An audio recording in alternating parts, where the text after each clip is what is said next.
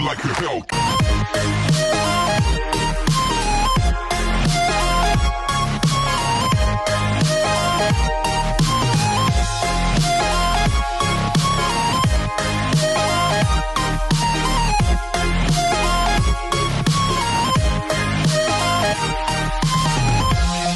Show की starting में एक छोटी बच्ची को दिखाया जाता है जिसका नाम वू यंग वू होता है, जिसके डैड उसको डॉक्टर के पास लेकर जाते हैं, जहां डॉक्टर उससे पूछता है कि आपने बताया कि यंग वू 5 साल की हो गई है, लेकिन उसने आज तक बात नहीं की और ना ही एक वर्ड बोला है। उसके डैड कहते हैं हाँ। ये सुनकर डॉक्टर कहता है कि हमें यंग वू के कुछ टेस्ट करने होंगे जिससे पता चल सके कि आखिर उसको प्रॉब्लम क्या है।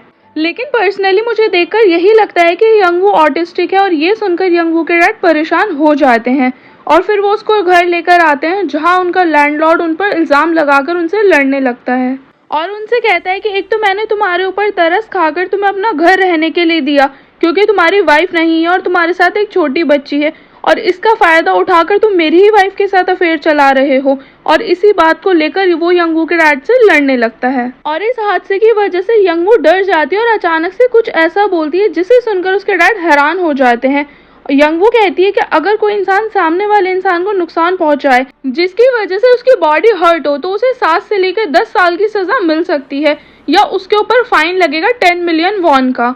और ये सुनकर उसके डैड पहले तो उसे हैरानी से देखने लगते हैं और पूछते हैं कि तुम बोल सकती हो, और खुश होने लगते हैं और उसके बाद उसको घर लेकर आते हैं और घर आकर यंग वू से सवाल करते हैं कि तुमने ये सब कहाँ पढ़ा या तुमने कहाँ सुना, क्योंकि नॉर्मली 5 साल की बच्ची के लिए सब जानना या याद रखना नेक्स्ट टू इम्पॉसिबल है। फिर यंग वू उन्हें वहीं रखी बुक्स की तरफ इशारा करके बताती है, जिसे देखकर उसके डैड पूछते हैं तुमने ये सब इसमें से पढ़ा।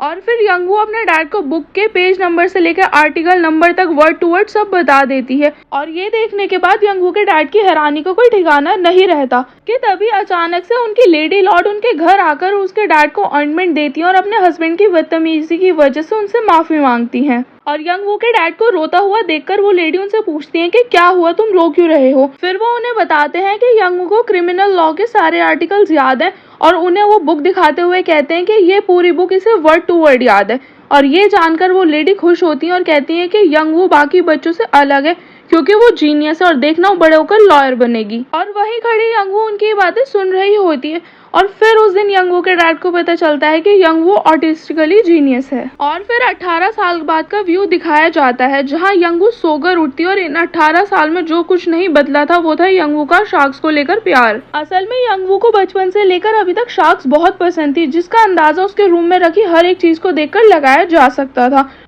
और दूसरा था उसका लॉ की तरफ प्यार। सोकर उठने के बाद जैसे ही यंग वू तैयार होने के लिए अपना कबर्ड खोलती है, वहाँ उसको हैंग हुई एक न्यू ड्रेस दिखती है जिस पर एक नोट लिखा होता है जिसमें उसके डैड ने लिखा होता है ये मेरी तरफ से तुम्हारे लिए एक गिफ्ट है, क्योंकि आज यंग वू की जॉब का फर्स्ट डे होता है एज अ लॉयर।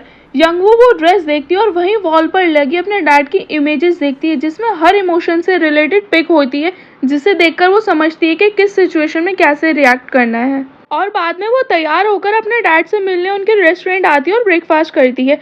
और रेस्टोरेंट में उसके डैड उसे काफ़ी सारी बातें भी समझाते हैं, जैसे कि बाहर जाकर उसे कैसे बिहेव करना है लोगों के साथ और लोगों से शार्क्स के बारे में बातें नहीं करनी और ना ही उनकी बातों को रिपीट करना है। बाद में यंग वू मेट्रो से ऑफिस जाती है जहाँ की भीड़ देखकर वो घबराने लगती है और वो फिर अपने इसी डर की वजह से अपना माइंड डाइवर्ट करने के लिए शार्क्स को इमेजिन करने लगती है और ऐसे कर कर वो अपने ऑफिस पहुंच जाती है। मगर ऑफिस पहुंचने के बाद ऑफिस का 4-वे एंट्रेंस गेट देखकर वो कंफ्यूज हो जाती है और बहुत कोशिशों के बावजूद भी वो अंदर नहीं जा पाती कि तभी वहां आता हुआ जुनहो उसे देख लेता और उसकी हेल्प करता है।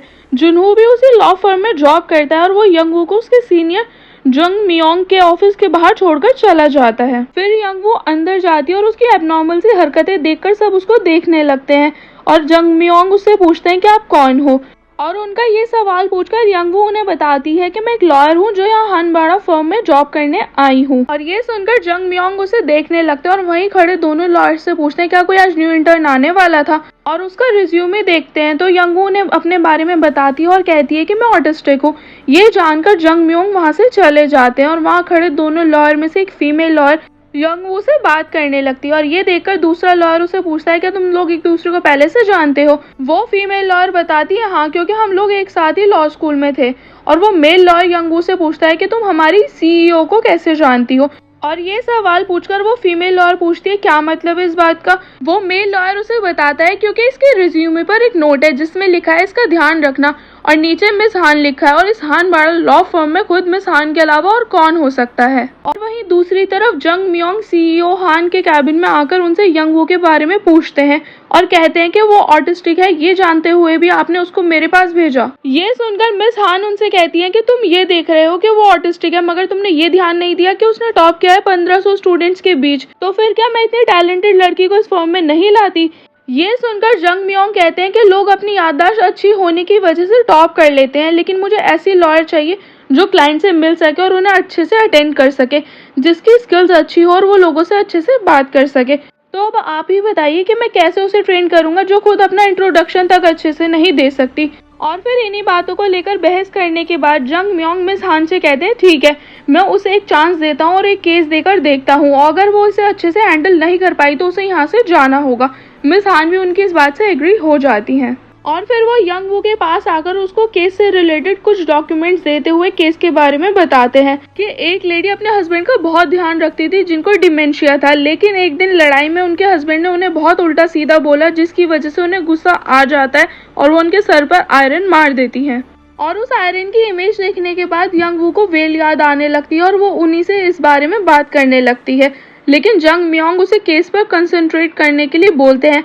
और फिर वो सीन दिखाया जाता है जहाँ उस लेडी के हस्बैंड घर आकर उनको अपने सर में दर्द के बारे में बताते हैं और आकर सोफे पे लेट जाते हैं कि तभी उनके घर एक डिलीवरी बॉय आता है जिससे वो लेडी बात करने लगती है और उन्हें बात करता हुआ देखकर उनके हस्बैंड उन पर शक करते हैं और उनसे लड़ने लगते हैं और उन्हें बहुत भला बुरा कहते हैं और गालियां देने लगते हैं, जिसकी वजह से उस लेडी को गुस्सा आ जाता है और वो उन्हें आयरन मार देती है।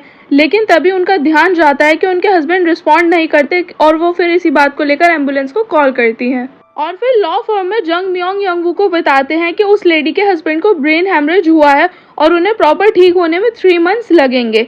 और वो ओल्ड लेडी अपनी इस हरकत पर बहुत शर्मिंदा है और उनकी एज का लिहाज करते हुए उन्हें इमीडिएटली अरेस्ट नहीं किया। तो अब तुम बताओ कि हम ऐसा क्या करें जिससे उस लेडी की बेगुनाही प्रूफ हो जाए। और फिर वो यंग वू को उस लेडी से मिलवाने लेकर जाते हैं और वो लेडी भी यंग वू को देखकर जंग म्योंग से पूछती है कि मेरा केस तो आप हैंडल करने वाले थे, तो अब आप क्यों नहीं कर रहे। जंग म्योंग बताते हैं कि आज से यही इंचार्ज है आपके केस की और ये टॉपर भी है, आप फिक्र मत करिए। जंग म्योंग के वहाँ से जाने के बाद यंग वू उस लेडी से कहती है कि आज भी आप उसी घर में रहती हो और उन्हें बताती है कि 22 साल पहले मैं और मेरे डैड वहीं रेंट पर रहते थे।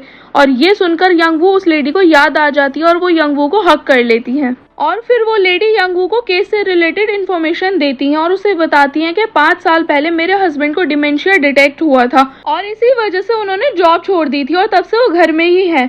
ये सुनकर यंग वू उनसे पूछती है तो फिर आपका घर खर्च कैसे चलता है। तो वो लेडी बताती है कि मेरे हस्बैंड की पेंशन से और घर के रेंट से। तो यंग वू पूछती है कि घर किसके नाम पर है। वो लेडी बताती है मेरे हस्बैंड के। और फिर बाद में यंग वू जंग म्योंग के पास आकर बताती है कि वो लेडी गिल्टी नहीं है। और ये सुनकर जंग म्योंग उससे पूछते हैं लेकिन तुम्हें ऐसा क्यों लगता है। ये सुनकर यंग वू बताती है क्योंकि केस क्रिमिनल नहीं सिविल बेस्ड है, क्योंकि अगर कोई भी इंसान जानबूझकर उस इंसान को मारेगा जिसके नाम सारी प्रॉपर्टी है तो वो प्रॉपर्टी मर्डरर को कभी नहीं मिलेगी। और वो लेडी तो खुद अपने हस्बैंड की पेंशन और रेंट से घर खर्च चला रही हैं और वो बिल्डिंग भी उनके हस्बैंड के नाम पर ही है। अगर वो उन्हें जानबूझकर मारेंगी तो वो अपना खर्चा कैसे चलाएंगी। और ये सुनने के बाद जंग म्योंग यंग वू से कहते हैं कि तुम बिल्कुल ठीक बोल रही हो। और फिर वो बाद में जुनहो और यंग वू को एक साथ हॉस्पिटल भेजते हैं उस लेडी के हस्बैंड से पूछताछ करने के लिए। और वो दोनों हॉस्पिटल आकर डॉक्टर से मिलते हैं, जहाँ डॉक्टर रिपोर्ट्स दिखाकर उन्हें बताता है कि ये सारे ब्लड क्लॉट्स हैं जो एक्सटर्नल इंजरी की वजह से आए हैं। और ये सब देखने के बाद जुनहो डॉक्टर से पूछता है लेकिन इनके स्कल पर तो कोई फ्रैक्चर वगैरह नहीं है। डॉक्टर कहते हैं शायद इनका स्कल बहुत स्ट्रांग है इसीलिए। फिर यंग वू भी डॉक्टर से कहती है क्या कोई ऐसी पॉसिबिलिटी है कि ये चोट उस अटैक से ना लगी हो। डॉक्टर कहता है नहीं, ये चोट उसी आयरन के मारने की वजह से लगी है। बाद में वो दोनों उसी ओल्ड कपल से मिलने जाते हैं, जहाँ वो देखते हैं कि वो ओल्ड लेडी अपने हस्बैंड का बहुत ध्यान रखती है।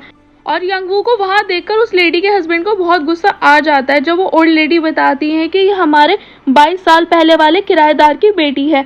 और ये सुनकर उनके हस्बैंड गुस्सा हो जाते हैं और कहते हैं वो जिसका तुम्हारे साथ अफेयर था।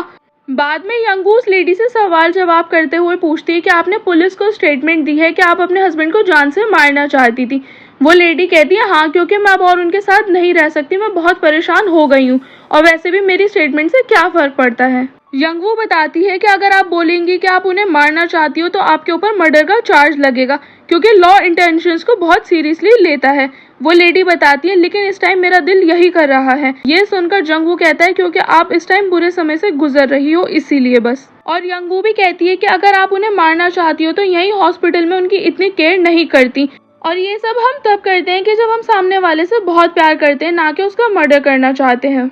और बाद में फर्म में आकर वो दोनों सारा इंसिडेंट जंग म्योंग को बता देते हैं। और जुनहो भी कहता है कि उस लेडी के हस्बैंड बहुत ही गुस्से वाले हैं, और अगर मैं उस लेडी की जगह होता ना तो मैं भी यही करता।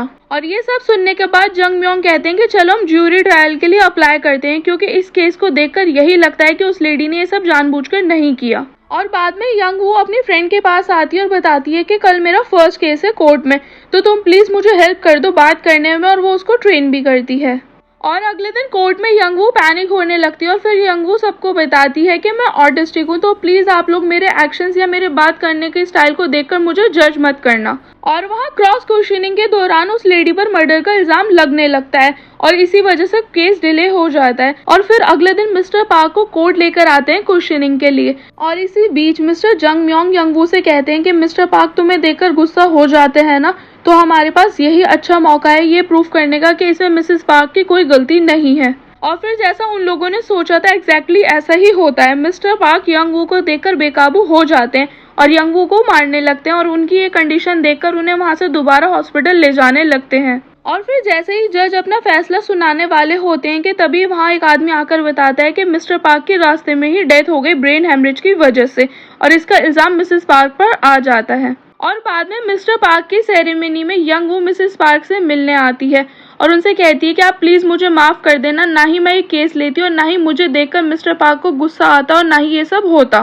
फिर मिसेस पार्क यंगवू से कहती है कि इसमें तुम्हारी कोई गलती नहीं है और बताती है कि मेरे हस्बैंड को बहुत टाइम से सर में दर्द था और मुझसे कहते थे, लेकिन मैंने जब भी उनके सर पर ही मार दिया। और बाद में ऑफिस आकर जुनहो मिस्टर पार्क की ऑटोप्सी रिपोर्ट लेकर यंगवू के पास आता है, जिसे वो देखने लगती है। और वहाँ पर उसी आयरन की इमेज देखकर जुनहो कहता है कि इसे देखकर स्पर्म शार्क की याद आती है। और ये सुनकर यंगवू उसे बताती है कि बहुत सारी चीजें हम वर्किंग आवर्स में डिस्कस नहीं कर सकते, जैसे कि किसी बातों को रिपीट करना, शार्क्स के बारे में बात करना जब तक जरूरी ना हो। ये जानकर जुनहो उससे कहता है ठीक है, लेकिन हम बाद में तो बात कर सकते हैं ना। और ये सुनकर यंगवू खुश हो जाती है और अपनी इमेजिनेशन की दुनिया में चली जाती है। और फिर अचानक से यंगवू को कुछ याद आता है और वो जुनहो को उस फाइल की स्टेटमेंट्स पढ़ने के लिए बोलती है, जहाँ मेंशन होता है कि मिस्टर पार्क के सर में पहले से ही दर्द था मिसेस पार्क के आयरन मारने से पहले। और ये सब देखने के बाद यंगवू कहती है कि इसका मतलब है कि ब्रेन हेमरेज आयरन मारने से नहीं हुआ। और अगले दिन कोर्ट में वो डॉक्टर से पूछताछ करती है और कहती है कि आपने अपनी स्टेटमेंट में लिखा है कि मिस्टर पार्क को ब्रेन हेमरेज आयरन लगने की वजह से हुआ है। डॉक्टर कहता है हाँ। वो पूछती है क्या उनके सर पर कोई चोट या फ्रैक्चर था। डॉक्टर कहता है नहीं। फिर यंगवू कहती है कि जब उनके सर पर कोई चोट लगी ही नहीं थी तो आपने कैसे कहा कि उनको इस वजह से हेमरेज हुआ है। डॉक्टर कहता है क्योंकि मुझे यही बताया गया था कि उनके सर पर आयरन मारी और वो बेहोश हो गए थे और मैं इसी हिसाब से उनका ट्रीटमेंट कर रहा था। फिर यंगवू कहती है कि मिस्टर पार्क 81 इयर्स के थे और उनको डिमेंशिया था और चोट लगने से पहले ही उनके सर में बहुत दर्द हो रहा था। फिर डॉक्टर कहता है हाँ, हो सकता है ये सब उनको इसी बीमारी की वजह से हुआ हो और वो चोट लगने से पहले ही बेहोश हो गए हो दर्द की वजह से। और ये सब जानने के बाद जज अपना फैसला सुनाते हैं, जहाँ यंगवू जीत जाती है और इसीलिए मिसेस पार्क यंगवू को थैंक्स भी बोलती है। और वहीं दूसरी तरफ एक लेडी यंगवू के डैड से उनके रेस्टोरेंट मिलने आती है और कहती है कि बहुत टाइम हो गया ना मिले हुए, और वो उस लेडी को हैरानी से देखने लगते हैं। और इसी के साथ हमारा फर्स्ट एपिसोड खत्म हो जाता है।